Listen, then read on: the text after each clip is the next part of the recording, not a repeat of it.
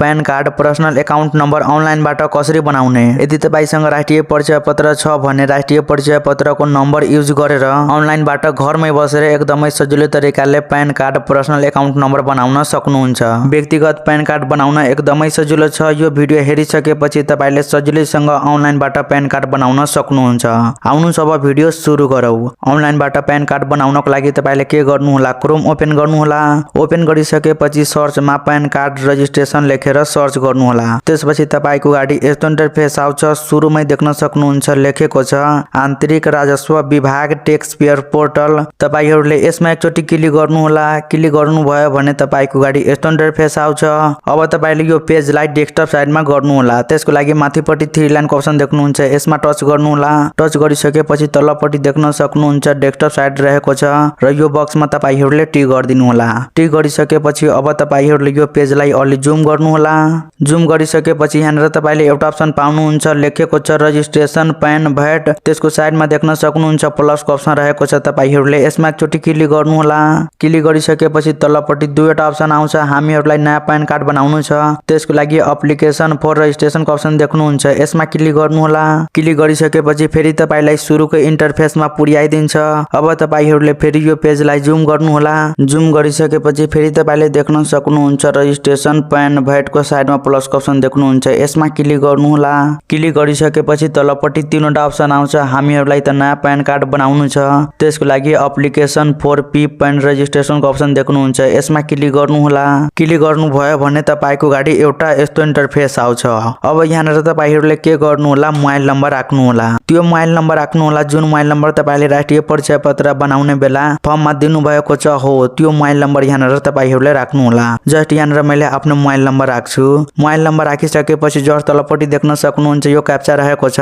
तपाईले यो क्याप्चालाई जस्ताको त्यस्तै यो बक्समा राखिदिनु होला। क्याप्चा राखिसकेपछि जस्ट तलपट्टि कन्टिन्यूको अप्सन देख्नुहुन्छ, यसमा क्लिक गर्नु होला। क्लिक गरिसकेपछि अब तपाईले अहिले जुन नम्बर दिनु भएको छ त्यो नम्बरमा 4 डिजिटको कोड आउँछ। 16 साथीहरु यहाँनिर देख्न सक्नुहुन्छ कोड आइसकेको छ। अब त्यो ओटीपी कोड यहाँनिर मैले राख्छु। ओटीपी कोड राखिसकेपछि जस्ट तलपट्टि कन्टिन्यूको अप्सन देख्नुहुन्छ, यसमा टच गर्नु होला। टच गर्नुभयो भने फेरि तपाईको गाडी अर्को इन्टरफेस आउँछ। यहाँनिर साथीहरु आई आरओ मा आफै टिक भएर आउँछ र जस्ट तलपट्टि देख्न सक्नुहुन्छ आई आरओ नेम रहेको छ। तपाईले यो छान्नुहोस् अप्सन देख्नुहुन्छ, यसमा क्लिक गर्नु होला। क्लिक गरिसकेपछि अब तपाईले आफ्नो नजिकैको साथीहरु राजस्व कार्यालय सेलेक्ट गर्नुपर्ने हुन्छ। तपाईले आफ्नो नजिकैको राजस्व कार्यालय सेलेक्ट गर्नु होला। सबै ठाउँको नाम यहाँनिर दिएको छ। यहाँनिर तपाईले राजस्व कार्यालय सेलेक्ट गर्नु होला। सेलेक्ट गरिसकेपछि तलपट्टि देख्न सक्नुहुन्छ लेखेको छ के तपाईसँग राष्ट्रिय परिचय पत्र छ। हामीहरुसँग त राष्ट्रिय परिचय पत्र नम्बर छ, त्यही भएर अब तपाईले के गर्नु होला, यहाँनिर तपाईले यसमा टिक गर्दिनु होला। टिक गरिसकेपछि तलपट्टि देख्न सक्नुहुन्छ एनआईएन नम्बर राख्न भनेको छ। अब तपाईले यहाँनिर यो बक्समा आफ्नो राष्ट्रिय परिचय पत्र नम्बर राख्नु होला। जस्ट यहाँनिर मैले आफ्नो राष्ट्रिय परिचय पत्र नम्बर राखिदिन्छु। राष्ट्रिय परिचय पत्र नम्बर राखिसकेपछि जस्ट तलपट्टि कन्टिन्यूको अप्सन देख्नुहुन्छ, यसमा क्लिक गर्नु होला। त्यसपछि तपाईको गाडी एउटा पपअप आउँछ लेखेको छ तपाईको यो विवरण आन्तरिक राजस्व कार्यालय हेटौडामा दर्ता हुनेछ। के तपाई अगाडि बढ्न चाहनुहुन्छ? तपाईहरु यहाँनिर के गर्नु होला, यसमा क्लिक गर्नु होला। क्लिक गरिसकेपछि पर्सनल इन्फर्मेसनमा तपाईको सबै कुरा यहाँनिर देखाइरहेको छ।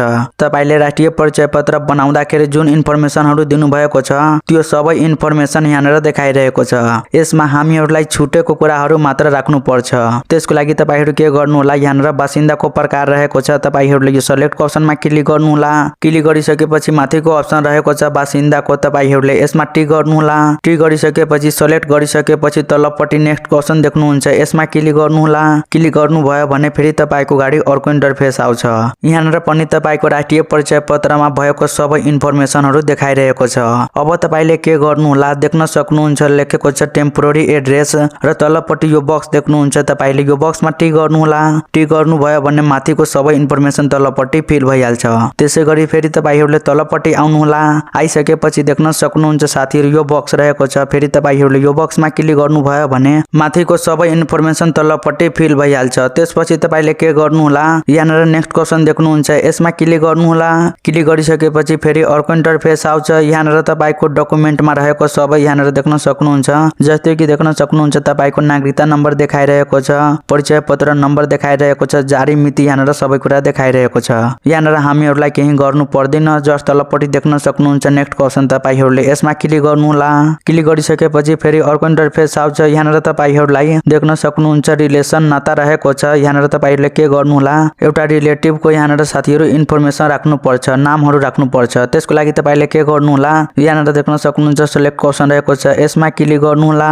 क्लिक गरिसकेपछि यहाँनिर तपाईले बुबा सिलेक्ट गर्नुहोला। सिलेक्ट गरिसकेपछि यहाँनिर एड को अप्सन देख्नुहुन्छ। यसमा क्लिक गर्नुभयो भने देख्न सक्नुहुन्छ साथीहरु रिलेसनको यहाँनिर साथीहरु इन्फर्मेसन तलपट्टि देखाइरहेको छ। यो स्टेप पनि हामीहरुको कम्प्लिट भइसकेको छ। तलपट्टि नेक्स्ट को अप्सन देख्नुहुन्छ। यसमा क्लिक गर्नुहोला। क्लिक गर्नुभयो भने फेरि तपाईले अर्को इन्टरफेसमा पुग्नुहुन्छ।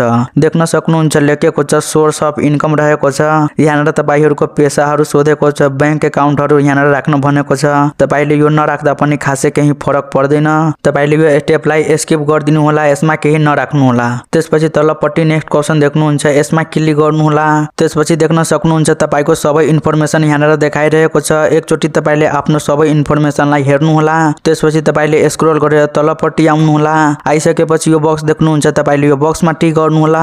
टिक गरिसकेपछि तलपट्टि देख्न सक्नुहुन्छ साथीहरु सबमिट को अप्सन रहेको छ। तपाईले यसमा एकचोटी क्लिक गर्नु होला। क्लिक गरिसकेपछि तपाईको गाडी एउटा पपअप आउँछ। लेखेको छ सबमिट गरिसकेपछि विवरण परिवर्तन गर्न पाइने छैन। अब तपाईले यहाँनिर यसको अप्सनमा क्लिक गर्नु होला। क्लिक गरिसकेपछि फेरि तपाईको गाडी एउटा अर्को पपअप आउँछ। अब तपाईले यहाँनिर ओके मा क्लिक गर्नु होला। क्लिक गरिसकेपछि अब तपाईहरुले आफ्नै मोबाइलबाट प्यान कार्ड, व्यक्तिगत प्यान कार्ड प्रिन्ट गर्नको लागि तपाईले तलपट्टि देख्न सक्नुहुन्छ लेखेको छ प्रिन्ट प्यान कार्ड रहेको छ। तपाईले यसमा एकचोटी क्लिक गर्नु होला। क्लिक गर्नुभयो भने देख्न सक्नुहुन्छ तपाईको प्यान कार्ड देख्न सक्नुहुन्छ यहाँनिर बनेर रेडी भइसकेको छ। हेर्नु भयो नि तपाईको प्यान कार्ड मैले लाइभ बनाएर देखाए। यो तरिकाले तपाईहरुले आफ्नो प्यान कार्ड बनाउन सक्नुहुन्छ। अब तपाईले यसलाई स्क्रिनशट गरिहाल्नुस्। नभए साथीहरु माथिपट्टि देख्न सक्नुहुन्छ 3 लाइनको अप्सन आउँछ। त्यसमा क्लिक गरेर तपाईले डाउनलोड गर्न सक्नुहुन्छ। यो तरिकाले तपाईहरुले अनलाइनबाट प्यान कार्ड बनाउनु होला।